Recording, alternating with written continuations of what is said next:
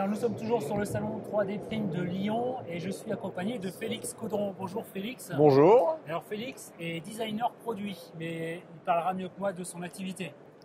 Donc bonjour, donc moi de profil je suis designer produit industriel. Donc à la base pas forcément lié vers l'impression 3D. Mais depuis maintenant 2-3 ans, je me suis mis, même 3-4 ans, je me suis vraiment plongé dans cet univers. J'ai commencé par faire une formation. Maintenant je suis formateur en impression 3D.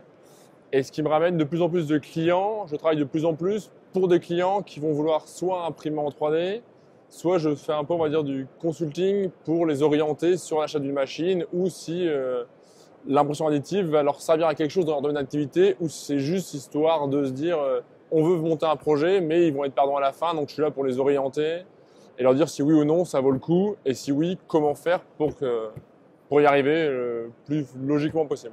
D'accord, donc ce sont plutôt des industriels ou des particuliers qui font appel à vous? Eh ben, j'allais dire, justement, il y a les deux. Soit c'est vraiment des industriels qui veulent ouvrir un nouveau pôle à l'impression 3D, donc qui investissent dans une machine et et soit ils ont leur machine et ils veulent la rentabiliser, donc ils créent un projet pour la tester, on va dire, et pour se lancer là-dedans.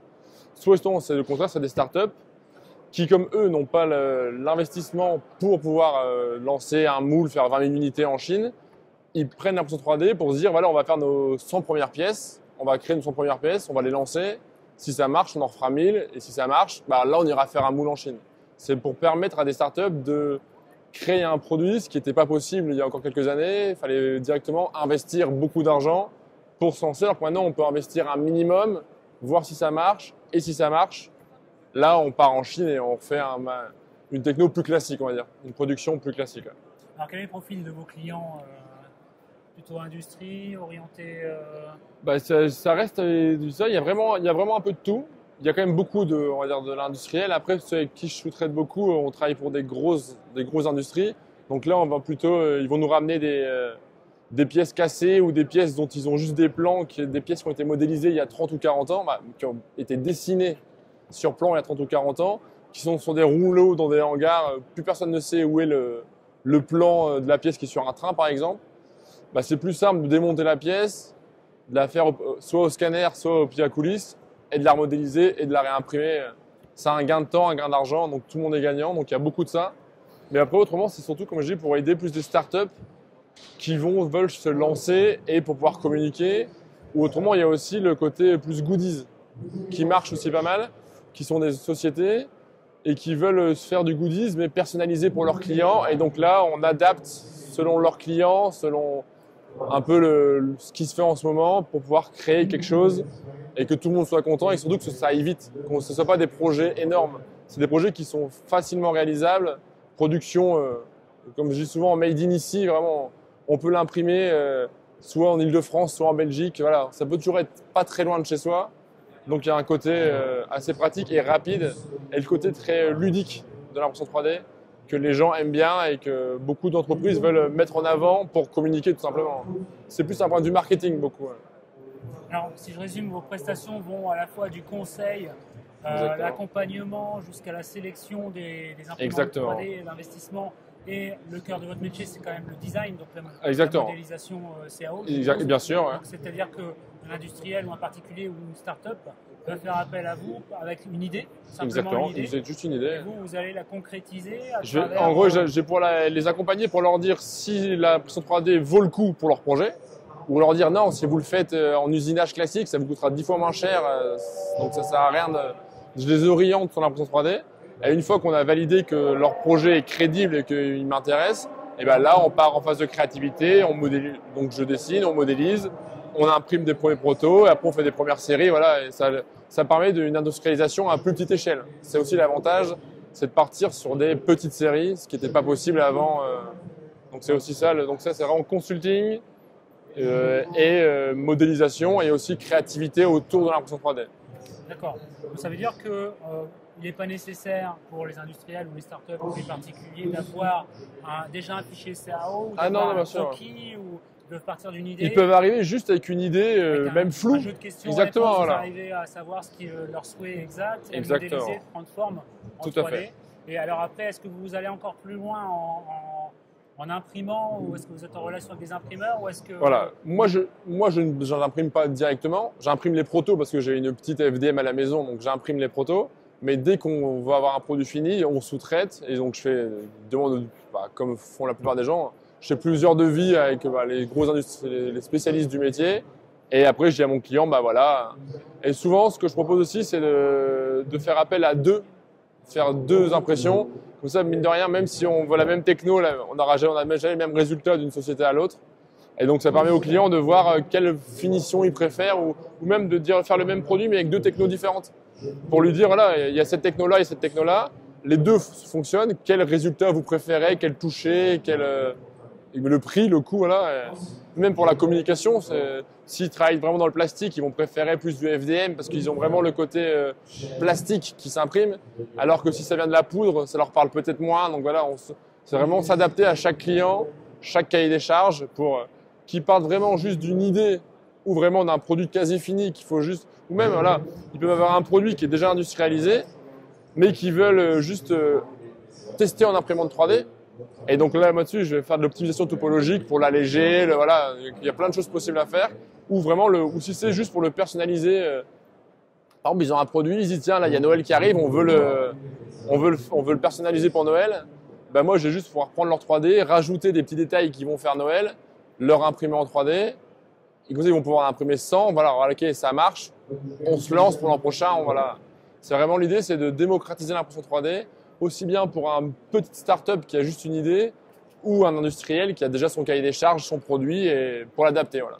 Alors vous avez parlé d'optimisation topologique. Exactement. Pour les internautes qui ne connaissent pas, est-ce que vous pouvez expliquer en quelques mots en quoi ça consiste? Alors en quelques mots, l'optimisation topologique concrètement, c'est alléger et rendre un produit et le créer avec beaucoup moins de matière qu'avec un usinage classique. Donc voilà, un exemple concret. À l'époque, quand on faisait un usinage fraisage-tournage, si on voulait obtenir par exemple la forme d'un diabolo, donc d'un sablier, on partait d'un cube de 10 sur 10 et on venait enlever un tiers de la matière pour avoir l'objet. Alors que déjà l'impression 3D nous permet d'imprimer ce diabolo avec, on va dire, il y a 100% de matière utilisée finie dans l'objet, il n'y a pas 40% de perte ou même plus. Et ça permet surtout de venir percer ce diabolo de partout pour l'alléger, tout en étant sûr qu'il y a toujours les mêmes caractéristiques physiques, mécaniques, physiques. Je vais pouvoir prendre un objet, lui dire, je t'applique autant de force de chaque côté, t'es en tel plastique de autant de grammage, je t'applique autant de force et grâce à des logiciels, on me dit voilà, ça allège, ça crée l'objet en dentelle, on va dire, donc ça l'allège énormément. Et moi de là, je le remodélise en disant voilà, je peux proposer au client voilà, votre objet de base, il était comme ça. Moi, je vous le propose donc souvent plus joli parce que c'est plus esthétique, il y a des courbes. Et surtout, il est 2 fois plus léger. Il est 2 fois plus léger, moins cher. Et surtout, vous pouvez en faire un. Et il y a les mêmes performances mécaniques. Donc, il y a beaucoup d'avantages. Ça permet donc soit d'être vraiment… C'est vraiment un côté très industriel. C'est un avantage pour le côté poids, résistance. Mais il y a aussi un côté très graphique qui peut faire d'un objet lambda un bel objet. Donc ça apporte aussi un côté esthétique. Sublimer l'objet par des formes où on n'aurait pas forcément pensé. La folie de la vie fait que la résistance des matériaux propose les forces se disloquent ou se rejoignent, donc ça permet d'avoir des formes intéressantes qu'on n'aurait pas imaginées directement. L'optimisation topologique permet d'optimiser tout ça.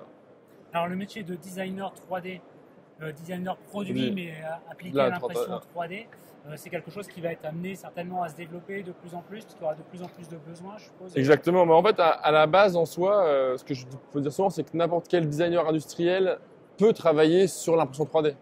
Mais après voilà, moi le fait d'être spécialisé, la différence c'est que j'ai fait énormément de projets là-dessus, et je connais tous les petits problèmes qu'on a tous les jours en impression 3D, et que la plupart des gens qui vont regarder cette vidéo connaissent aussi s'ils ont une imprimante chez eux. C'est pas magique. Voilà.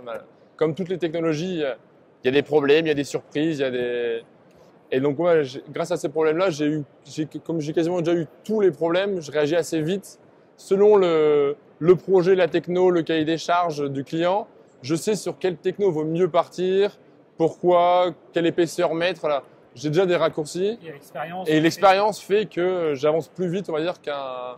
Et je sais maintenant travailler, et c'est déjà totalement différent, que maintenant je travaille pour un client où je sais que l'objet va être imprimé en 3D, en impression additive, selon n'importe quelle technologie, et on va dire j'ai beaucoup moins de contraintes qu'avec les industrialisations classiques, avec les usinages ou les moules, parce que c'est des techniques, voilà, ça fait 50 ans qu'on les travaille, on les connaît par cœur, mais on est bridé à cause de toutes ces technologies. Alors que l'impression 3D nous permet de pouvoir imprimer une forme improbable qu'on va vider de ses supports, qui va être super belle, qui sera imprimée en un bloc, ce qui n'était pas possible avant. Ça, rien que l'impression d'un bloc, c'est déjà une révolution dans mon métier. Ce qui était avant, on faisait des objets en 15 pièces qu'on devait venir clipser les unes aux autres.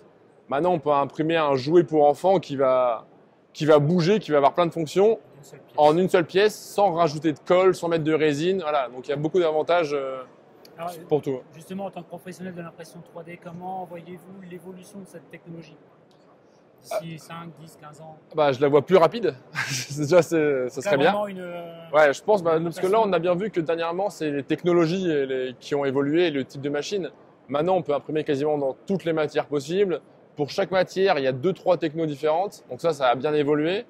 Maintenant, ça serait bien que ce soit le temps. Parce que même si ça reste rapide, ça prend vite du temps. Dès qu'on fait une grosse pièce, voilà, c'est 8 heures, on se dit ah, ouais. Donc c'est bien, mais ça prend quand même 8 heures pour faire un petit objet. Donc si c'est 8 heures se transformer en 1 heure dans 5 ans et en 8 minutes dans 10 ans, là, ça serait une vraie révolution. Et ça permettrait de vraiment créer en France. Créer en France ou créer en Europe ou créer là où on a l'idée.